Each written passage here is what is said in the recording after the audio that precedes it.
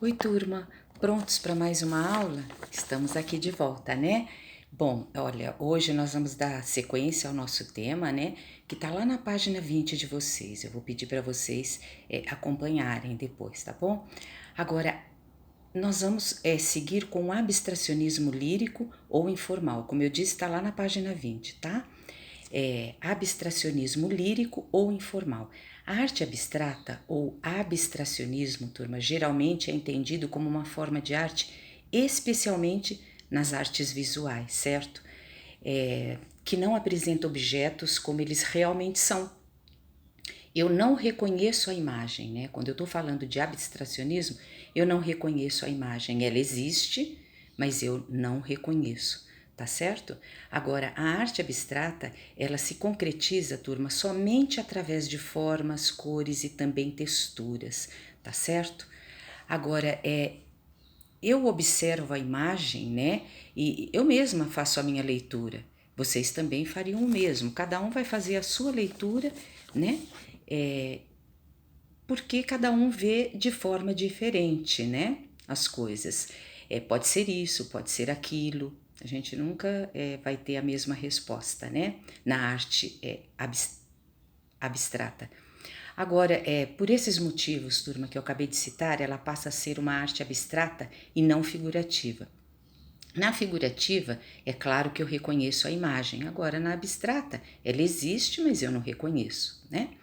Bom, o abstracionismo ele se divide em duas tendências, né? Abstracionismo lírico ou informal e também abstracionismo geométrico.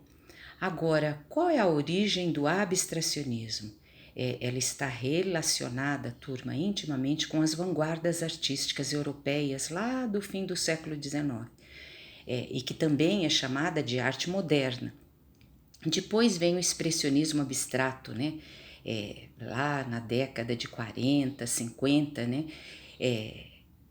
Esse expressionismo abstrato, ele tomou força em Nova York com pintores que, que é o Franz Klein, Willem de Kooning, e agora o grande expoente desse movimento foi Jackson Pollock, né? Que esse vocês conhecem também. Este grande nome, né? É aquele cara, turma, aquele pintor que respingava tinta, né? Nas telas. Movimentos de vanguarda russa, agora a gente fala, né? Falamos do expressionismo abstrato, que Jackson Pollock fez parte. Agora nós vamos falar de movimentos de vanguarda russa. Por que vanguarda russa? Porque ele teve início na Rússia, turma. Foi lá que tudo começou. E quem iniciou esse movimento foi o russo Vassily Kandinsky, que também, com certeza, eu acho que vocês devem conhecer, né? Vassily Kandinsky, já falamos sobre ele. Agora, vamos falar do suprematismo, que é uma pintura com base nas formas geométricas planas, tá certo?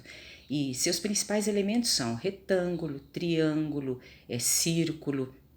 Suprematismo é considerada a primeira escola de pintura abstrata do movimento moderno, né?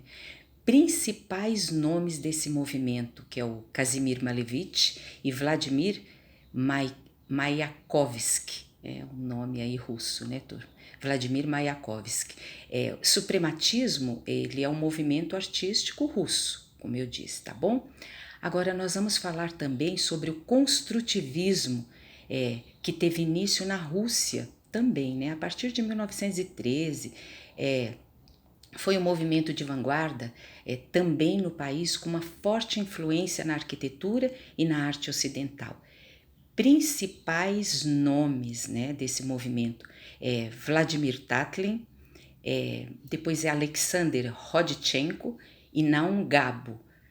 Turma, eu vou até pedir para vocês irem na página 23, que lá nós temos uma atividade, né, que ela deve ser feita, tá bom?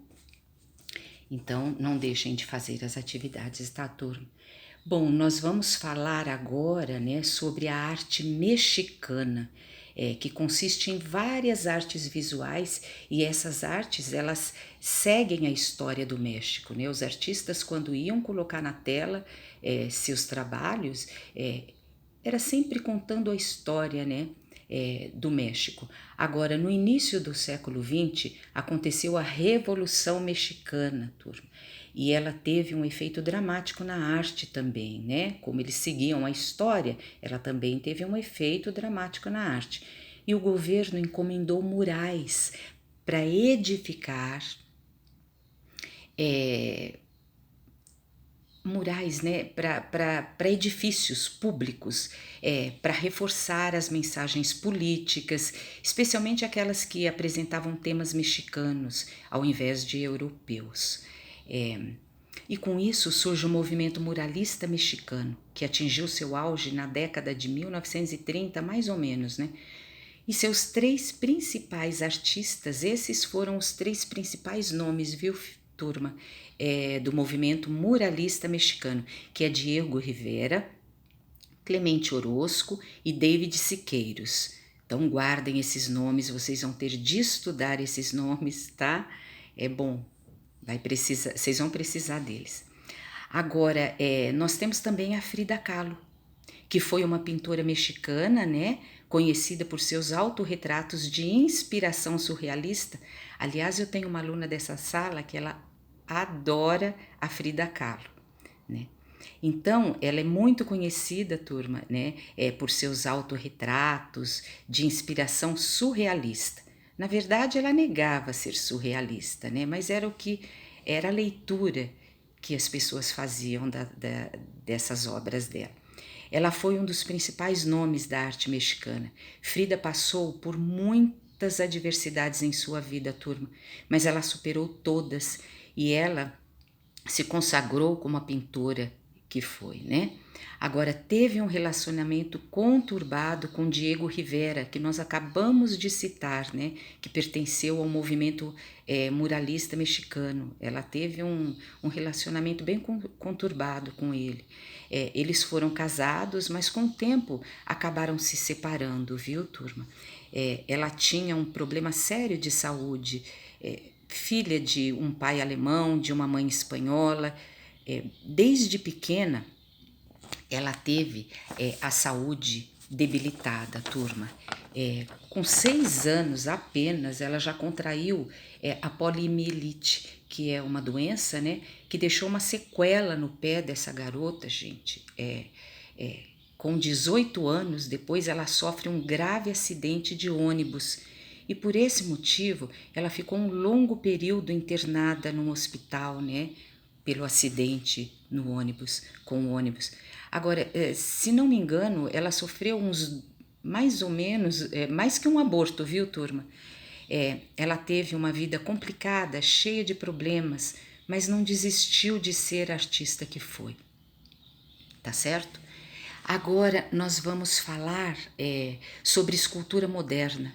E aí a gente não pode deixar de citar Rodin. Tá lá no livro de vocês, viu, turma? Não dá para não citar Rodin, que foi um importante escultor francês, né? E o seu trabalho, ele teve uma enorme influência na arte moderna, porque ele fazia uma escultura moderna, né? Rodin é um ser de primeira ordem, turma. Para mim, ele foi um símbolo que dominou a época do século XIX, né? Olha, turma, eu acho que foi mais ou menos em 2009 que aconteceu uma exposição dele aqui no Brasil, no MASP, em São Paulo, né? Eu fui lá para assistir porque eu não podia deixar de ir, é uma coisa maravilhosa, né? Apesar de ter visto já algumas obras, é claro que quando eu fui para Paris eu fui visitar o Museu Rodin, né? Mas essas obras vieram aqui, nas nossas terras, turma. Ficou aí no MASP, na Avenida Paulista, muito próximo, né? E eu fui ver. Agora, as esculturas de figura humana dele é uma coisa impressionante, turma. Você consegue ver os nervos, você consegue ver os músculos, né, dessa figura. E elas são muito altas, turma, tem mais de 1,80 m. E eu, como sou baixinha, tenho que olhar para cima assim para enxergar. Acho que uns 2 metros, enorme, é muito grande. E é uma perfeição que você fica ali, você não quer sair. Você fala, como conseguiu, né, fazer tudo isso? Agora, ele foi um escultor que criou com bronze e mármore figuras humanas, né? Extremamente realistas, como eu acabei de citar. Você olha, parece uma pessoa de verdade, é uma coisa impressionante. Você vê os músculos, como eu falei, né, os nervos. O trabalho de Rodin é impressionante mesmo, turma. E quem descobre esse talento nele, é claro que ele, acho que ele já sentia esse talento, mas a mãe descobriu. Vocês acreditam que quando ela ia para a cozinha preparar pão, ela dava um pedaço de massa desse pão para ele e ele modelava, turma. Mas ele modelava muito bem, ele fazia bonequinhos já, figura humana, que era o que ele gostava de fazer, né? Ele era só uma criança e ela dava um pedaço dessa massa, né, do pão na mão dele e ele começava a modelar, turma. E ele dava vida a esse pedaço de massa, né? E quando ele tem 13 anos, quando ele completa seus 13 anos, mais ou menos, né, ele já vai para uma escola de arte, turma. A história da vida dele tem uma força muito grande. Camille Claudel fez parte disso, né? Ela vai trabalhar com ele como sua assistente e eles se aproximam e acabam se apaixonando, né? Mas a história precisa ser contada mais tarde para vocês, viu, turma? Tomara que dê tempo da gente fazer isso. Eu vou citar algumas das principais obras dele. O Pensador, nossa, é uma grande obra. O Beijo, A Idade do Bronze, né? É uma outra obra extremamente rica. A Eterna Primavera é outra, e A Porta do Inferno. Essas são obras clássicas, turma, dele, mas temos muito mais, tá certo? Depois vem lá Henry Moore, que foi um escultor britânico, né? Seu estilo foi para obras tridimensionais e com foco no figurativismo, tá certo? Agora, mas também passou pela abstração, ele não ficou só no figurativismo, né? Ele fazia grandes obras para espaços públicos e suas obras, turma, também são maravilhosas, né? E ele foi influenciado pelo surrealismo e também pelo construtivismo. Temos também a escultora inglesa Barbara Hepworth, que trabalhou, né, com os mesmos materiais que o Henry Moore, só que ela trabalhava com formas orgânicas, né, arredondadas, ela era poética. A mulher tem sempre mais esse cuidado aí, né, também, não, mas homens também têm, turma, não é diferente.